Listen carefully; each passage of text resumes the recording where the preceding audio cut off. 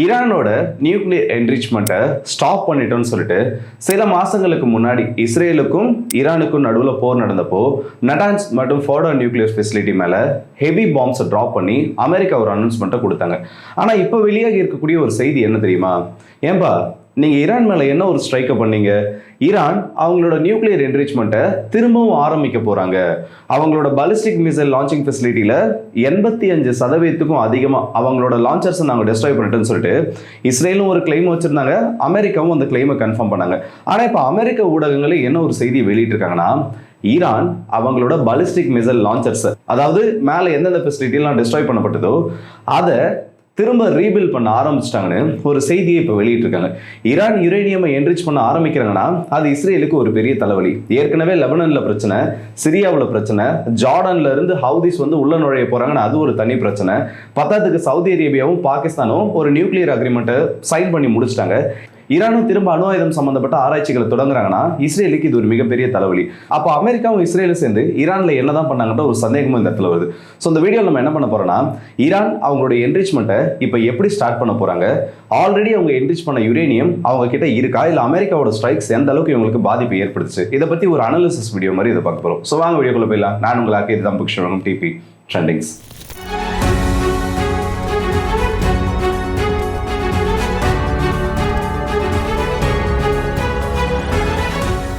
12 நாட்கள் யுத்தம். சமீப வரலாற்றில் பார்த்தோன்னா இஸ்ரேலுக்கும் ஈரானுக்கும் நடுவில் இந்த ஹையஸ்ட் டென்ஷன்ஸ் வரலாறுகளில் முதல் முறையாக மொசாடோட சில தலைமையகங்களை தாக்குனதுன்னு சொல்லிட்டு ஈரானோட பாலிஸ்டிக் ஏவுகணைகள் இஸ்ரேலுக்கு எதிரான ஒரு மிகப்பெரிய தாக்குதலில் ஈடுபட்டிருந்தாங்க. ஆனால் அதே நேரத்தில் பதிலுக்கு இஸ்ரேலோட போர் விமானங்களும் ஈரானுக்குள்ள நுழைஞ்சு ஈரானோட சில முக்கியமான ரேடார் இன்ஸ்டாலேஷன்ஸையும் இந்த இடத்துல தூக்கி இருந்த செய்திகளை நம்ம வெளியில பார்த்தோம். ஸோ இது ரெண்டு தரப்புக்கும் பார்த்தோன்னா இஸ்ரேல் ஒரு மிகப்பெரிய ஒரு இமேஜ் ஒன்று கிரியேட் பண்ணி வச்சிருந்தாங்க. இஸ்ரேலோட வான்பரப்புக்குள்ள யாராலையும் அவ்வளோ சீக்கிரத்தில் பெனட்ரேட் பண்ண முடியாதுன்னு. ஆனால் அதிகப்படியான ஏவுகணைகளை கம்மியான டயரத்தில் அனுப்பிச்சு அந்த ஒரு இமேஜை ஈரான் பிரேக் பண்ணிட்டாங்க. இந்த பக்கம் ஈரானோட நியூக்ளியர் ஃபெசிலிட்டிஸ் மேல அமெரிக்கா ஸ்ட்ரைக் பண்ணிட்டு பத்தாவதுக்கு ஈரானுக்குள்ளேயே ஊடுருவி ஈரானோட ரேடார் இன்ஸ்டாலேஷன்ஸை தூக்கி இஸ்ரேல அவங்க பங்குக்கு ஈரானுக்குள்ள செஞ்சுட்டாங்க. இதெல்லாம் நடந்து முடிஞ்ச வரலாறு, நடந்து முடிஞ்ச கதை. இப்போ ஃப்ரெஷ்ஷா ஆரம்பிக்கிற ப்ராப்ளம் என்னன்னா, அமெரிக்காவோட கிளைமும் இஸ்ரேலோட கிளைமும் இந்த இடத்துல பொய்யாக்கப்பட்ட செய்திகள் வெளியில வந்திருக்கு. அமெரிக்காவோட ஸ்டேட்மெண்ட் என்னன்னா, ஒரு 10 இருந்து 15 வருஷம் ஈரானோட நியூக்ளியர் ப்ரோக்ராம்ன்றது பின்னாடி போயிடுச்சு. இப்படி இது பின்னாடி போனதுனால அடுத்து 2035 2036 வரைக்கும் யுரேனியமை என்ரிச் பண்ணக்கூடிய அந்த ஒரு ப்ராசஸுக்கு ஈரான் போக மாட்டாங்க. அப்படியே அவங்க போனாலும் இந்த 60% மேல என்ரிச் பண்ற அளவுக்கு அவங்க கிட்ட ஃபெசிலிட்டிஸ் கிடையாது. காரணம், அவங்க அதுக்கு என்னெல்லாம் தயாரிப்பு ஆலைகளை வச்சிருந்தாங்களோ, அந்த யுரேனியமை என்ரிச் பண்றதுக்கு எந்தெந்த அண்டர் கிரவுண்ட் ஃபெசிலிட்டிஸ் ஆக்சஸ் பண்ணிட்டு இருந்தாங்களோ அதை நாங்கள் டிஸ்ட்ராய் பண்ணிட்டோம். எங்களோட பங்கர் பஸ்டர் பாம் கேட்டகரியில் இருக்கக்கூடிய இந்த GBU-57 MOP பாம் சொல்லுவோம்ல, அதெல்லாம் இந்த இடத்துல டேமேஜஸ் ஏற்படுத்துறதுன்னு ஒரு கிளைம் வச்சிருந்தாங்க. ஆனால் வாஷிங்டன் போஸ்டா இருக்கட்டும், இல்லை வால் ஸ்ட்ரீட் ஜேர்னல், இந்த மாதிரி முக்கியமான சில செய்தி நிறுவனங்களில் வந்திருக்கக்கூடிய ஆர்டிக்கல் என்ன மென்ஷன் பண்ணியிருக்காங்கன்னா, அமெரிக்கா சொன்ன அளவுக்கோ இல்லை இஸ்ரேல் சொன்ன அளவுக்கோ ஈரானோட பாலிஸ்டிக் மிசைல் லான்ச்சர்ஸையும் ஈரானோட அண்டர் கிரவுண்ட் ஃபெசிலிட்டிஸையும் அவங்களால டேமேஜ் பண்ண முடியல.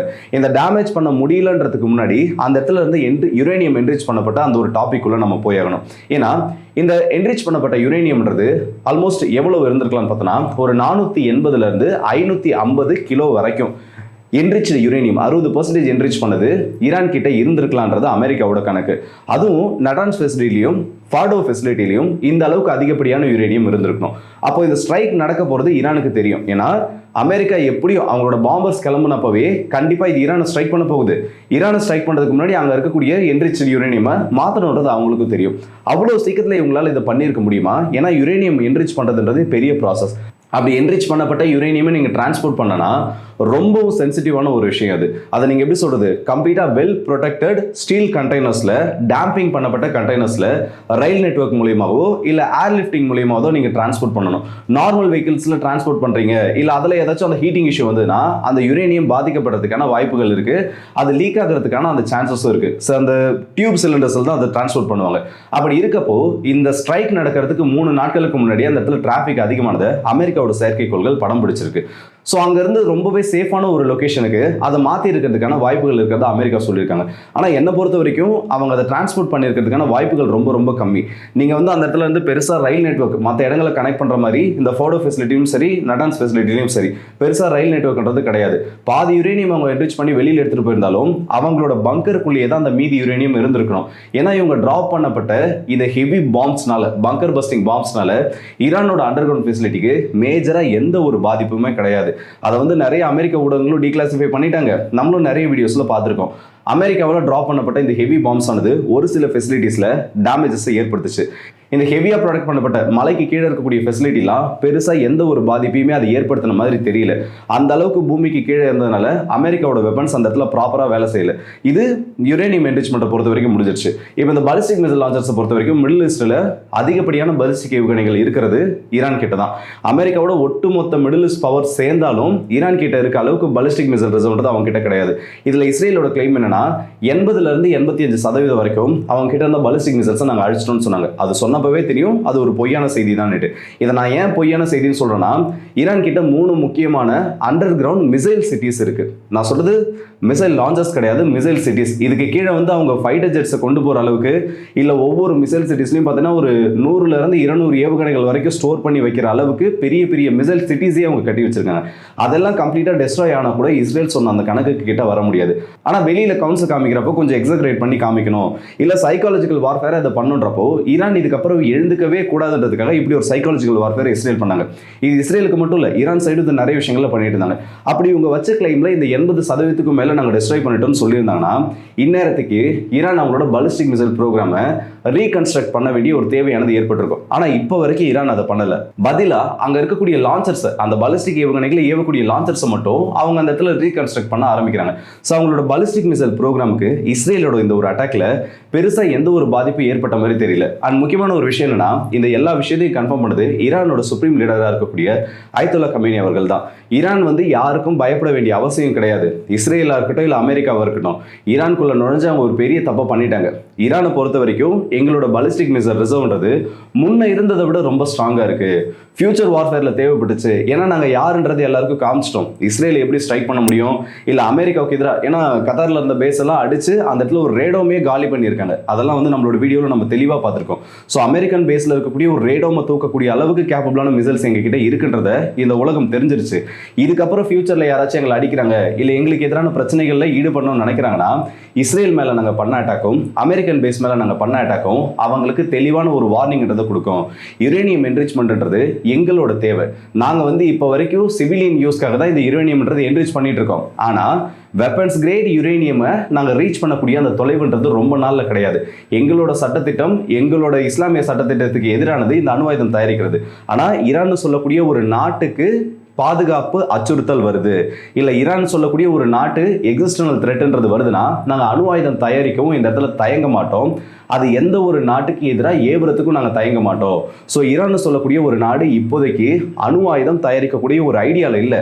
ஆனால் எங்களுக்கு தேவையான யுரேனியம் நாங்கள் என்ரிச் பண்ண தயாராகிட்டோம்.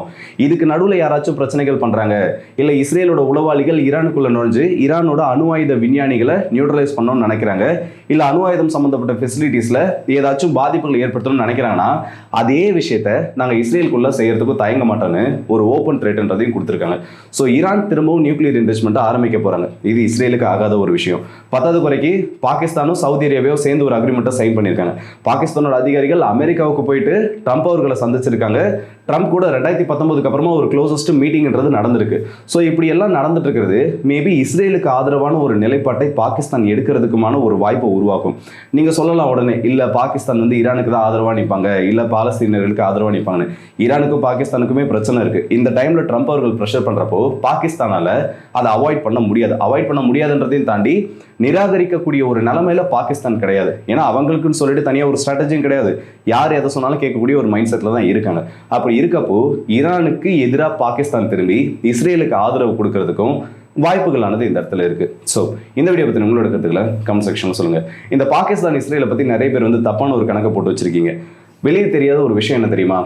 பாகிஸ்தான் இஸ்ரேல் இவங்களுக்கு நடுவில் ஏகப்பட்ட டைஸ் ஆனது இருக்குது. அது நமக்கு வெளியில் தெரியல, அவ்வளோதான். ஆனால் இன்டெரக்டாக கவர்மெண்ட்டுக்கு பின்னாடி நடக்கக்கூடிய சில விஷயங்கள்லாம் பார்த்தோன்னா பாகிஸ்தானும் சரி இஸ்ரேலும் சரி இது வரைக்கும் நேரடியாக அவங்கள எதிர்த்தது கிடையாது. இந்த காசா விஷயத்துல எத்தனை பேர் கவனிச்சிருக்கீங்க? பாகிஸ்தானை சார்ந்த அரசு அதிகாரிகளாக இருக்கட்டும், இல்லை பாகிஸ்தானை சார்ந்த அரசு அமைச்சர்களாக இருக்கட்டும், இஸ்ரேலை கிரிட்டிசைஸ் பண்ணி எத்தனை பேர் பார்த்துருக்கீங்க? மோஸ்ட்டாக யாரும் பார்த்துருக்க மாட்டீங்க. அப்படி யாராவது பார்த்துருந்தீங்க அந்த கமெண்ட்ஸில் சொல்லுங்கள். ஸோ அடுத்த வீடியோ சந்திப்போம். அதுவரை உங்கள் விடைபெறுது உங்கள் எல்லாருக்கே.